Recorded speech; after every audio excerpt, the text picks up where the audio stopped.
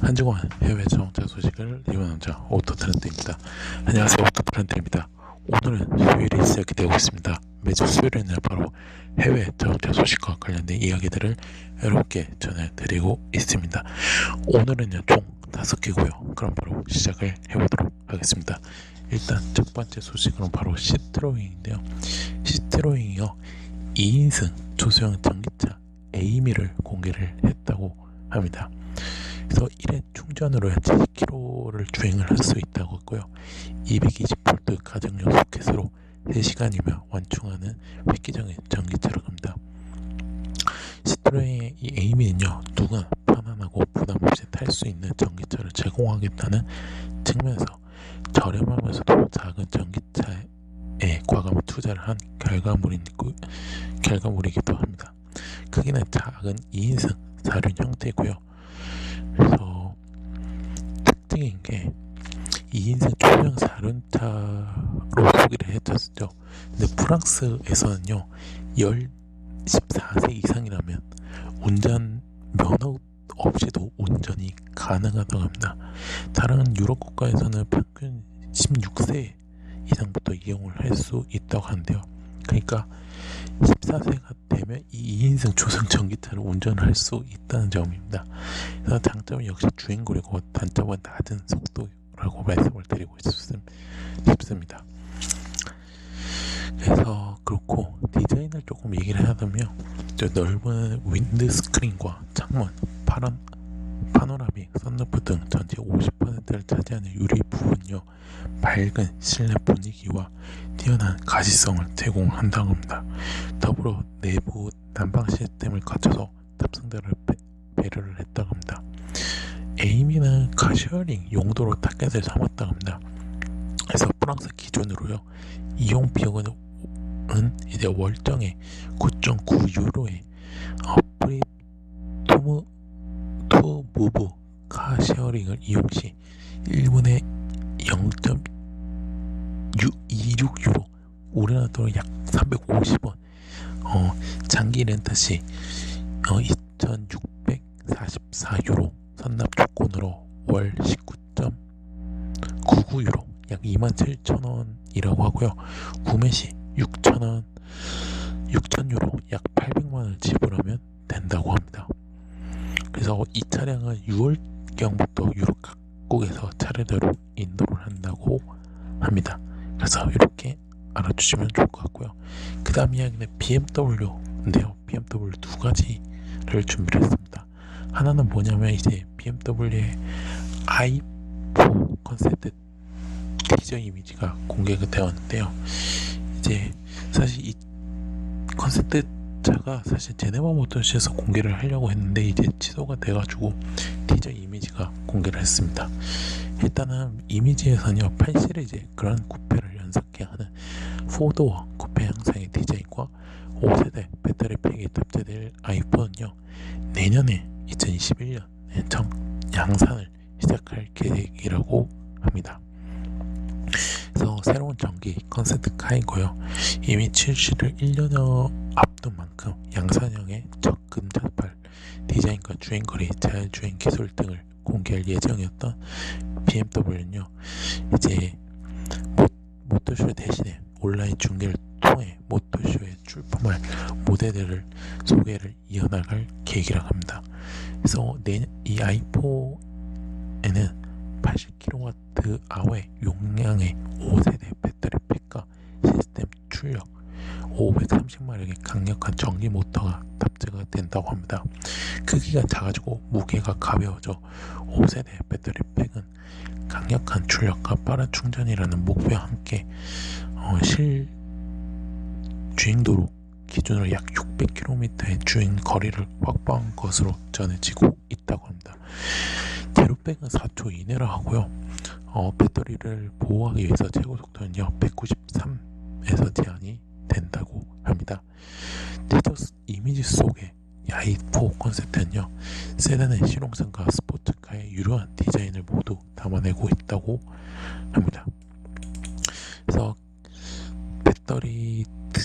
이 i4는요 이 트림을 배터리 용량과 구동 방식으로 총 3가지 출시할 계획이라고 합니다.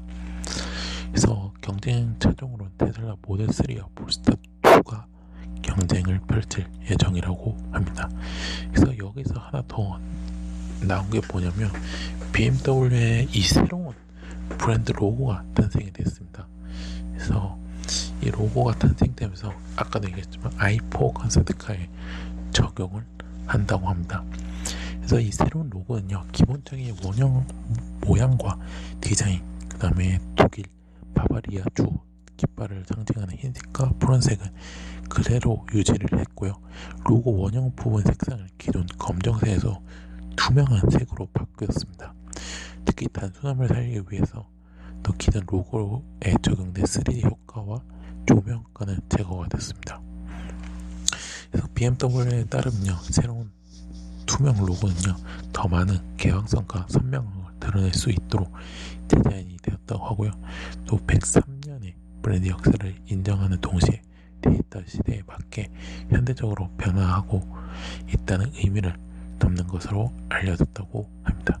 그래서 향후에 또 2년간 또 세 종류의 신규 전기차를 또 출시할 계획이라고 합니다. 그래서 이렇게 알아주시면 좋을 것 같고요. 그 다음 이야기 바로 폭스바겐으로 넘어가도록 하겠습니다.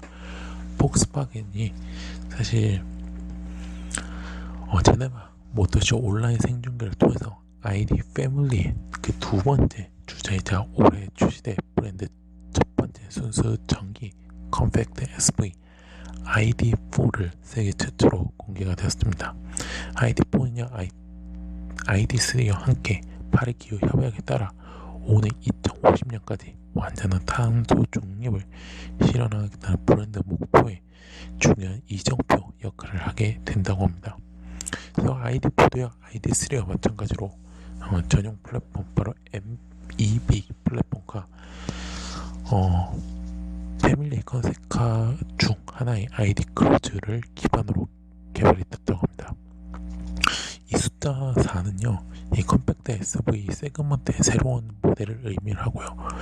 컴팩트 클래스임에도 불구하고 넓은 실내 공간, 스포티한 특성, 손쉬운 직관적 조작 및 연결성을 자랑을 한다고 합니다.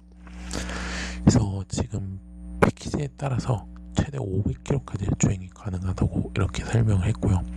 후륜고등 모델로 출시가 된다고 하고요. 향후에 강력한 순수 전기 구동 성능을 갖춘 4륜 구동 모델도 출시할 예정이라고 합니다. 그래서 뭐 개선도 됐고 장착됐고 균형도 갖췄다고 하고요. 뭐 분배도도 향상이 되었고 또 배터리는 AC 타입 또는 이제 DC 두 가지 방식 및 세 가지 단계로 충전이 가능하다고 합니다. 그래서 이렇게 알아주시면 좋을 것 같고요. 뭐 폭스바겐은 제가 여러 번 얘기를 했죠. 뭐 대대적으로 투자를 현재 하고 있고 또 일단 점을 말씀을 드리고 또 이 전기 전용 플랫폼의 MEB 사용을 다른 제조사들에게도 허용하기로 했다고 합니다. 그래서 이 포드가 이 MEB 플랫폼을 사용하는 첫 번째 제조사가 될 예정이라고 합니다. 그래서 폭스바겐은 유럽 시장에서 2023년부터 이 플랫폼을 기반한 차량들을 공급해 6년 동안 60만 대의 전기차를 판매할 계획이라고 합니다. 또 2024년부터는요, 배터리 셀 생산도 직접 시작할 계획이라고 합니다. 그래서 이렇게 알아주시면 좋을 것 같습니다. 자, 마지막 이야기 바로 미니인데요. 미니가 바로 전기로 달리는 바로 JCW를 개발을 한다고 합니다. 그래서 순수 전기 구동 방식의 라인업을 지금 선보이고 있죠, 미니가. 그래서 미니의 고성능 모델 EJCW 가즈입니다. 데뷔를 예고를 했습니다. 최근에 미니가 순수 전기차 미니 쿠퍼 SE를 공개했고요. 이제 본격적인 판매 준비에 나서고 있습니다. 그래서 미니 쿠퍼 SE의 판매 가격은 29,000달러부터 시작할 것으로 알려지고 있고요. 그래서 뭐 184마력에 이르는 출중한 성능과 그 다음에 32.6kWh의 리튬이온 배터리 탑재, 또 일상 탑재해가지고 또 만족스러운 성능과 일상을 위한 주행 거리도 확보가 됐다고 합니다.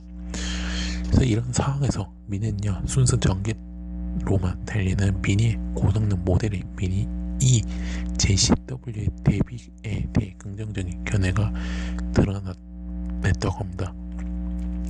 특히 미니는요, 미니 E JCW의 죄송합니다. 특히 미니 측에서 이 JCW가 꼭 내연기관에 한정된 것이 아니다라고 밝혀서 이목이 끌었다고 합니다. 그래서 구체적인 재원이나 지점은 밝혀지지 않나. BMW i3가 꾸준한 배터리 개선을 통해서 주행 거리의 강점을 더해지고 있는 만큼 기술적으로 이미 이 JCW의 개발에 어려움이 크게 없다고 한다고 합니다. 그래서 그렇게 알아주시면 좋을 것 같습니다.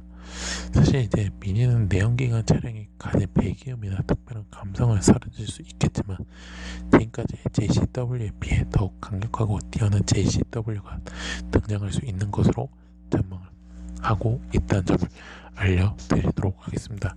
자, 이로써 오토트렌드가 준비한 해외 자동차 소식은 마치도록 하겠습니다. 오토트렌드는 현재 네이버와 디지털이 팟빵과 파티 유튜브에 현재 활동하고 있습니다. 자동차뿐만 아니라 모터스포츠와 관련된 리뷰 영상, 포스팅까지 하고 있으니까요. 네이버는 서로 요축을 해주면 감사했고, 디지털 구독, 팟빵과 파티에서 구독 및 후원, 마지막 유튜브에서는 구독 및 좋아요, 알람 설정까지 눌러주시면 대단히 감사하겠습니다. 저는 내일 해외 모터스포츠에서 뵙도록 하겠습니다.